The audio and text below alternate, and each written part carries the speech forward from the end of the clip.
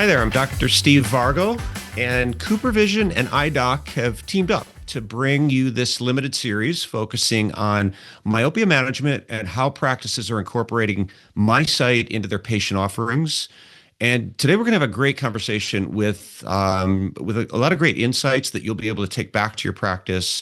I'm joined today by Dr. Jennifer Zolman from Drazen Vision Group. Dr. Zolman, great to see you again.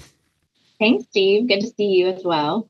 Dr. Zolman, something I often find particular to specialty care, and probably more so with myopia management.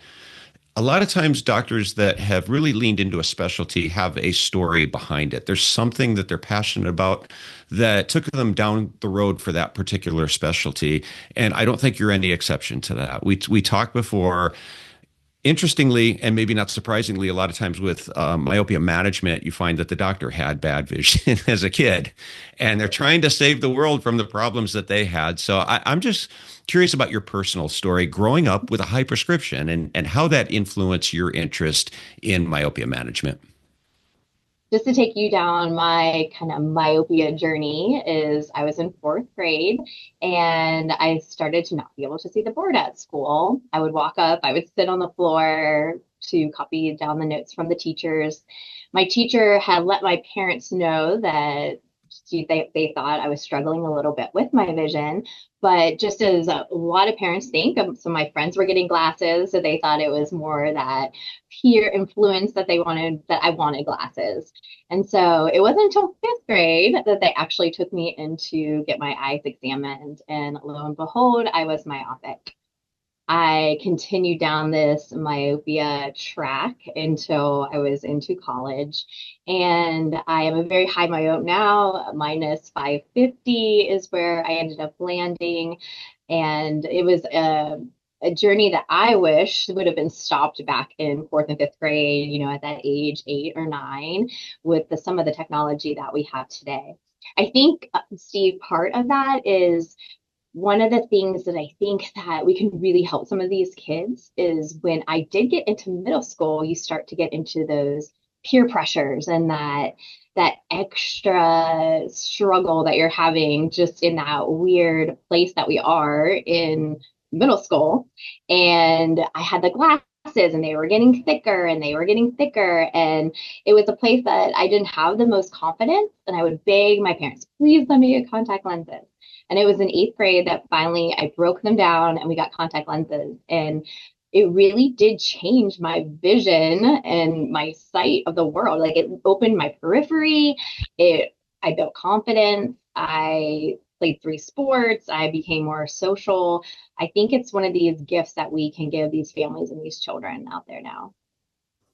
You mentioned a few things that I think can really resonate with parents. And one is if you, as a parent, had a high prescription.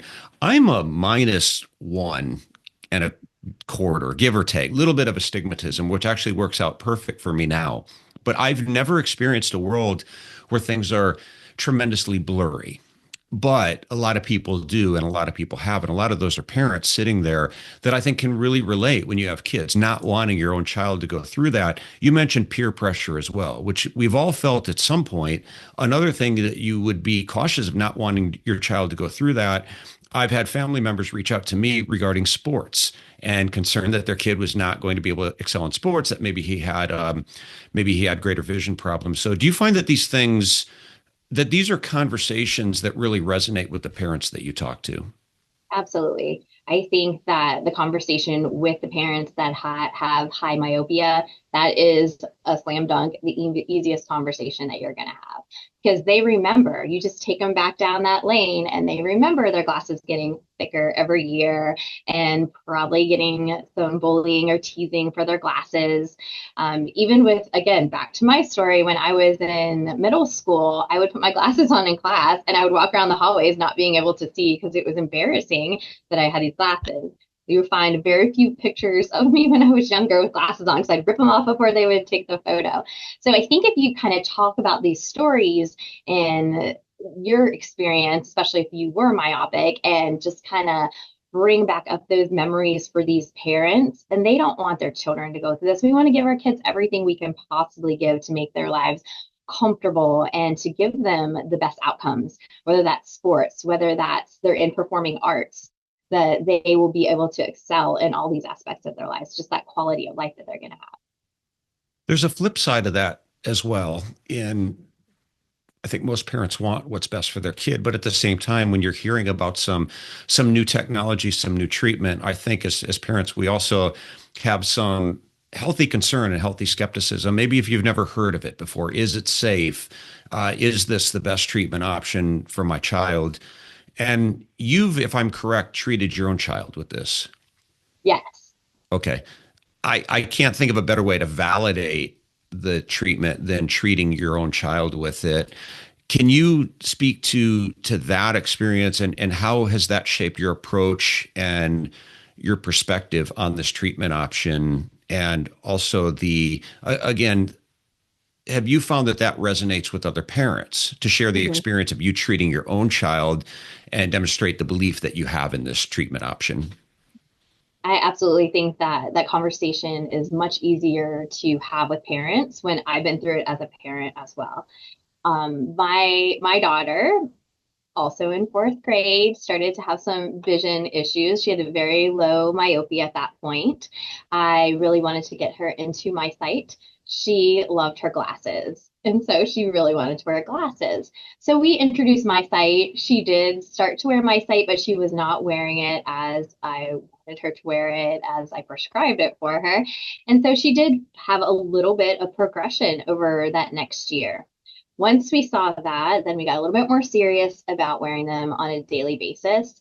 And she learned to really like them. And as she moved into fifth grade, into middle school, she only wears the contact lenses now. So she doesn't really wear her glasses anymore. At the point where she started regularly wearing them, that's where I became a big believer. She has not progressed even a quarter of myopia since she started regularly wearing them. So when you see that as a parent, it is very easy for me to have that discussion with other parents. Yeah, it's very relatable. Um, if we could transition to the team that you have, Mhm. because a lot of times bringing in any new specialty, any new service, it's not just you, but you've got to make it work amongst a team. And if I'm correct, you have four associates that work with you. How did you gain their buy-in for myopia management? Was that something that everybody was aligned with? Did you have to get their buy-in? How did you make that work with so many ODs in the practice? I really think that with getting the team and the doctors on board, it's just the implementation process that you have to go through. It's a combination of education, clear communication, and I think that demonstrating that those benefits are going to be good for the patient and it's good for the practice. So I'm a big believer in if we're doing what's right for the patient, it's going to be good for our practices as well. We were early adopters with MiSight, and so we really, through the implementation process, used the resources that Cooper had available. They were wonderful. We have a rep that is specific for MiSight. They came in and did a half-day implementation with our practice. So we did an education component. We did a hands-on training with our tech to teach them the best ways to work with children when using contact lenses.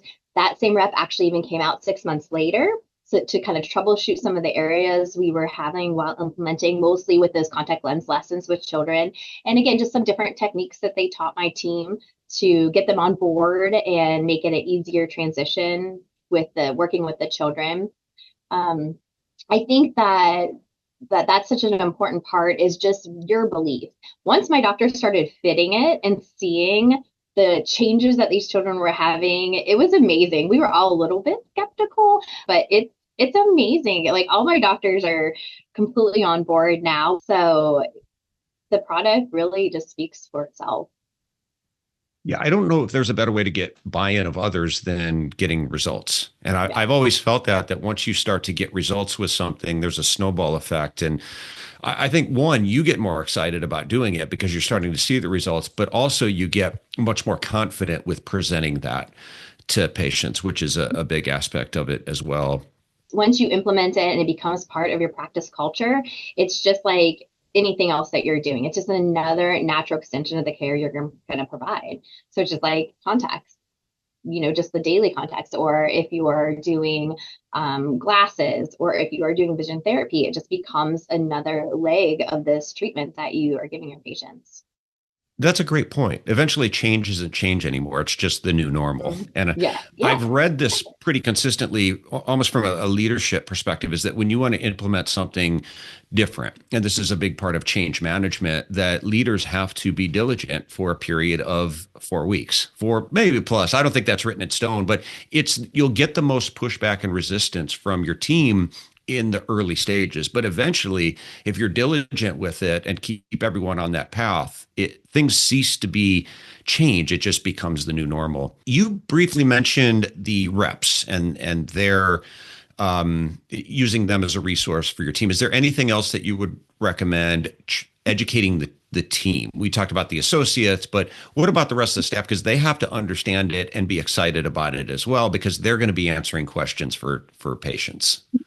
In the office, we do have different resources, both to show the parents and the patients, and then also for the team.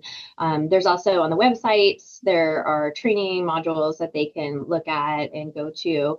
But really, I think that hands-on, our rep is really great. If we have someone new that we're onboarding onto our team, she'll come and work with them to work with children. It's a really great experience that we've had overall, just implementing MiSight into our practice. What kind of questions do you get from parents? What kind of Mhm. skepticism, pushback? Justin Kwan always likes to use the phrase "kids do hard things," and I think sometimes parents Yeah. forget that. They hear about this new Mhm. technology and they're thinking, "Oh, they're too young to do this," but they do a lot of very difficult things. And I'm just curious if that's something that you hear from parents, is that they're too young, or any other objections, hesitations that you've heard from parents that maybe you could help other ODs address. Mhm. I would definitely say the number one thing is kids in contacts. Aren't they too young to be wearing contact lenses? I think that is the number one comment, or the persona that a parent will see or ask about is, aren't they too young to wear contact lenses? And I agree with Justin that kids can definitely do hard things. I think that age range where we're looking at the 8, 9, 10-year-old, they're in that rapid stage of development where they're working on all kinds of skills, cognitively, socially, their motor skills even. They're at that point where they're little sponges, but they want to please their parents. They want to do what's right. I'm a mama of four, age 11 to 3. So I've been through some of this already and some more coming up. But we know that, they're working on brushing their teeth, flossing. They're working on their personal hygiene and grooming. And kind of what we were just speaking with earlier, I think if you just introduce the contact lenses at this point of their life, it again just becomes another norm. It's like learning to tie their shoes, learn to put in their contact lenses, brush their teeth. It just becomes part of their lives. And even though as parents, we kind of think, oh, are they too young to wear contact lenses? But really they're not. It can be something we can implement so easily into their lives that's going to make such a big life change for them. I think understanding their perspective on both life and learning, that they're at that age also with that peer pressure and that social development. And unfortunately, I think that is starting in elementary school, just watching my children go through elementary school, that this is the time that I think that they're going to be really interested in contact lenses and just kind of changing that concept of self and how they see themselves. They're developing that right now at this age. So they can definitely do hard things. What does the conversation sound like with the parent when you believe that myopia management is a really good option, maybe the best option for that child, but you've got mom or dad sitting there who've never heard of it before? A speaking coach once told me something that I've always tried to remember. He said, great communicators don't take the simple and make it complex. They take the complex and make it simple. And that Mhm. always resonated with me. And I think sometimes doctors maybe inadvertently overcomplicate things. Sometimes we get, I think it's called the curse of knowledge, where we understand something so well, we forget other people don't understand it as well as we Absolutely. do. And what we talk at the patient, we educate them, they not bob their head up and down. But Mhm. a lot of times they really don't understand what they're saying and oftentimes not going to interrupt us to tell us that they don't understand.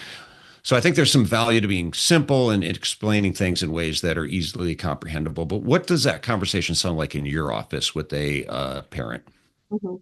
I think there's two sets of parents. I think there are that parents or parents that have gone down this myopia journey. So I think the parents that have gone down the myopia journey, they are the easy conversation to have. And if you just start with a story, start with your story, start with what you know is probably their story about how, do you remember when you had glasses and then they were getting thicker and you're trying to play your sports and they're fogging up and or whatever, just to kind of learn a little bit about what the parents are doing. And that is the parent that I think it's the easy conversation. Once you wrap in that it's FDA approved, that's kind of the icing on the cake. Everybody wants to do what is FDA approved, what they know there are studies behind. So if they want that research, you can give it to them. I don't, most parents are not going to ask for that. They just want to know what's going to work for their child. I think that I also, when I have these conversations with parents, maybe the other side where they really don't know much about contact lenses, the price becomes something that might be brought up. I like to emphasize also the cost of not treating the myopia and where we can land if we don't do it. So, what does that cost look like? Family is going to be paying for that. The children are going to be paying for that later. So, what does that cost look like? And then the early intervention, I don't have a lot of conversations necessarily about the the way that it can affect health wise down the road. I bring it up, but it's a smaller piece that I'll have with the parents talking about how high myopia can lead to some medical conditions. So that early intervention, we do have that discussion of how that might help later down the road with some medical costs that are associated with some of these higher myopic retinal problems. And then the last thing that I like to talk about with parents is just that quality of life.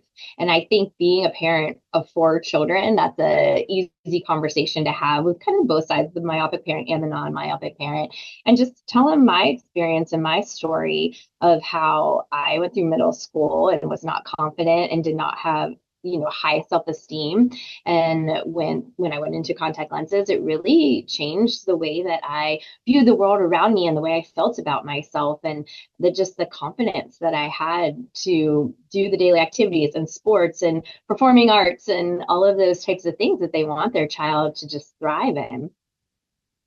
I love where you started this talking about leading with the story Mhm. and then going into some of you mentioned like the FDA study being icing on the cake. It's a very popular format that a lot of speakers use. And if you've ever watched a TED Talk video, almost every TED Talk video follows this format. It's what they call story study. Watch any TED Talk video, it starts with a story and then they lead into the information. And the design behind that, it makes you care about the information versus leading with an FDA study or some Mhm. research or some clinical data and leaving somebody wondering why should I care about this? I want to hear Yeah, the stories are so powerful. And then you mentioned a good thing about cost. I was going to ask you how you that. deal with that. And I Mhm. love what you said about talking about the cost of not treating. A lot of times I've talked about the cost of inaction, right?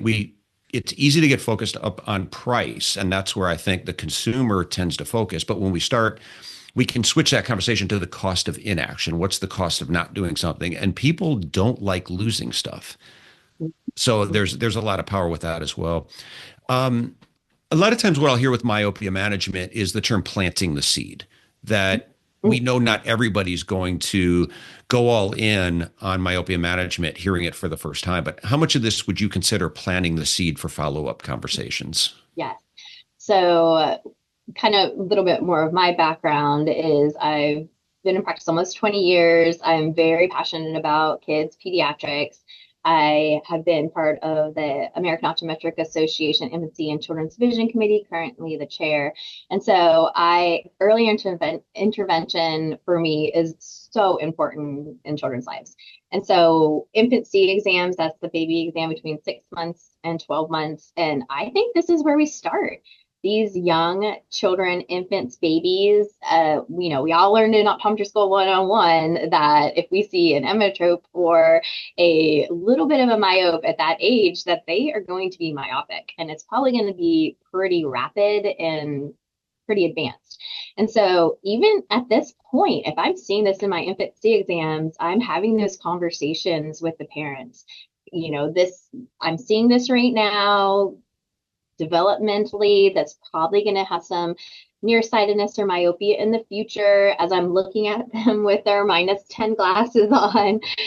So it's a conversation that I think we have at that point. And I get excited when I tell them that when I was young, we didn't have these options, but now when your child is getting into elementary school, and if we start to see this go down this road, we now have an FDA approved treatment that we can offer your child. So I think just even having this conversation very, very early with these emmetropes, with these very low minus kids, is a way that we can really start that conversation early, pre-appoint these patients. They're going to ask you, what about this, my child? Let's get that child in. So I think, again, what's good for the patient is going to be very good for your practice as well. When we talked before, you brought up an interesting point about talking directly to the child. And I think sometimes with myopia management, that's something we forget. It's easier to turn ourselves toward the parent, almost have our back toward the child sitting in the chair, but that little person there probably has an opinion on this as well. So I thought it was a very good reminder that we need to turn and look at the child too and get their own input. And if you can get the child talking, is it possible that child says something that mom or dad has never heard before about how maybe their concerns about peer pressure, how they're going to look with glasses? Tell me about that, because I thought that was a great reminder of making sure that we don't neglect the person who has the most stake in this. Absolutely. So that's something, even when I first got into practice, I really made that my job, that I wanted to make that child feel comfortable. I wanted to have them be part of the conversation. It's their eye exam as well. And they're not just this little thing sitting there that doesn't react and hear what you're saying when you're talking to the parent and thinking they're just not even part of that conversation.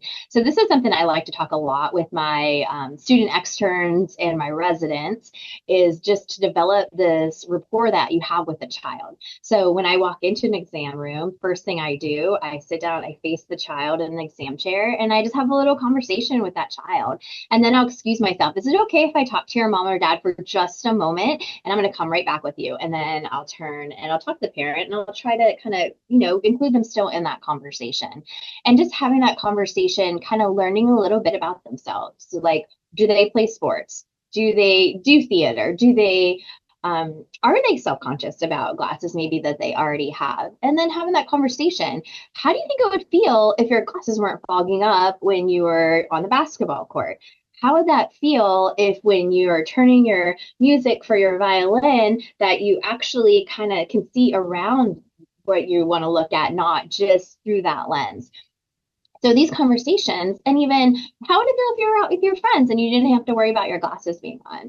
Those types of things that they are really going to embrace and want to have that be part of their lives. There's definitely an emotional component to myopia management. Again, as doctors, sometimes we get caught up in things like, axial length and risk of retinal detachment, things like that, it's very clinical, and that's fine. Those conversations are important as well. But the other things you're talking about, there's an emotional component. Is that something you've heard back? I mean, have you had the job satisfaction, the career satisfaction of going to work, and here's some of these stories coming back from either from the kids or from the parents? Yeah. Yeah. I think the best ones, best conversations or best stories are those parents that have high myopia and they have walked this journey of their lives of having high myopia, having this social awkwardness, being limited in some of the things that they can do, maybe even having a retinal detachment or some of these other health implications that come along with high myopia. And when they come back and their child, we celebrate and high five with the kid. And I think those are the parents that you see the tears in their eyes. Because, I mean, that's even me with my child right now. Well, I think right there is, I don't think there's any better way to communicate to somebody else how much it means to you than to hear the passion that comes through, like the passion that just came through right there. So, Yeah. Jenny, I really appreciate you sharing. I appreciate the vulnerability. And I just appreciate you being part of the journey that is continuing to help kids across the United States. Thank you. Thank you. And thanks to everyone else for joining us. If you haven't watched our first two episodes, I'd really encourage you to go back and do so. We've had a wonderful opportunity to hear firsthand about myopia management and how MiSight has become a wonderful tool to help slow the progression. And these episodes have been really interesting, just like this one, and incredibly insightful. And I thank Cooper Vision so much and iDoc for allowing me to help bring them to you. So thanks again, Jenny. Thanks everyone for listening, and we'll see you down the road. Thank you. Thank you.